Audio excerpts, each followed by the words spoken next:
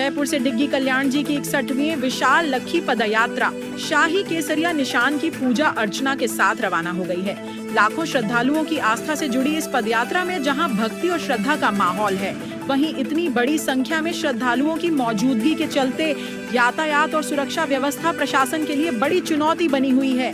जयपुर के ताड़केश्वर महादेव मंदिर से मंगलवार को शाही केसरिया निशान ध्वज की पूजा अर्चना की गई। इसके बाद उप मुख्यमंत्री प्रेमचंद बैरवा, हवा महल विधायक बाल मुकुंदाचार्य, त्रिवेणी धाम महाराज सहित संतों और जनप्रतिनिधियों ने पूजा कर पदयात्रा को रवाना किया। इस दौरान पदयात्रा संघ से जुड़े राहुल शर्मा, भंवरलाल चौधरी और मनोज टांग सहित कई लोगों का तिलक लगाकर स्वागत किया गया। पदयात्रा शुरू होते ही जयपुर की सड़कें भक्ति के रंग में रंगी नजर आईं। सड़कों पर श्रद्धालुओं का सैलाब दिखाई दिया। इस 5 दिवसीय पदयात्रा में करीब 5 लाख श्रद्धालुओं के शामिल होने का अनुमान है। पदयात्री रोजाना करीब 18 से 20 किलोमीटर का सफर तय करेंगे और कुल मिलाकर लगभग 80 किलोमीटर की दूरी पूरी करेंगे।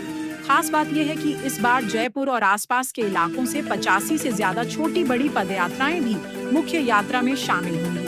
ऐसे में जयपुर से मालपुरा और डिग्गी तक यातायात का दबाव बढ़ने की संभावना है। यात्रा मार्ग पर आने वाले दिनों में वाहनों की आवाजाही भी प्रभावित हो सकती है। वहीं श्रद्धालुओं की सेवा के लिए पूरे यात्रा मार्ग पर बड़े स्तर पर इंतजाम किए गए हैं। चौड़ा रास्ता से सांगानेर और आगे डिग्गी तक 1000 से ज्यादा स्थानों पर भंडारे लगाए गए हैं। कहीं फल और शरबत तो कहीं शिकंजी, छाछ और लस्सी से श्रद्धालुओं की सेवा की जा रही है। इसके अलावा कचौरी, पकौड़े, मिठाई और सब्जी पूड़ी के भंडारे भी लगाए गए हैं।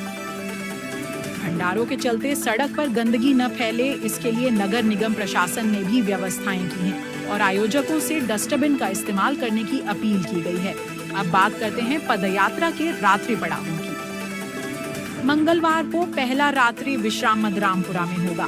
19 अगस्त को हरसूलिया, 20 अगस्त को फागी और 21 अगस्त को चौसला में रात्रि विश्राम होगा। इसके बाद 22 अगस्त को पदयात्री डिग्गी पहुंचेंगे। डिग्गी पहुंचने के बाद भगवान विष्णु के स्वरूप कल्याण धनी श्री जी महाराज को शाही निशान ध्वज अर्पित किया जाएगा और गंगा जल से भगवान का अभिषेक किया जाएगा। उधर लाखों श्रद्धालुओं के डिग्गी पहुंचने को लेकर प्रशासन और पुलिस पूरी तरह अलर्ट मोड पर है। डिग्गी में मुख्य नियंत्रण कक्ष भी शुरू कर दिया गया है। जिला पुलिस अधीक्षक रोशन मीणा और जिला कलेक्टर नरेंद्र मीणा ने फीता काटकर नियंत्रण कक्ष का शुभारंभ किया। इस दौरान पुलिस और प्रशासन के कई अधिकारी मौजूद रहे। जयपुर से डिग्गी तक करीब 80 किलोमीटर का यह सफर आस्था, सेवा और श्रद्धा से भरा हुआ है, लेकिन लाखों श्रद्धालुओं की भीड़ के बीच यातायात और सुरक्षा व्यवस्था बनाए रखना प्रशासन के लिए सबसे बड़ी चुनौती होगी।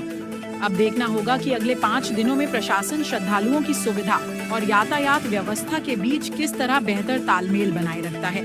डिग्गी से मनोज टांक, ब्यूरो रिपोर्ट, स्वर्ण खबर।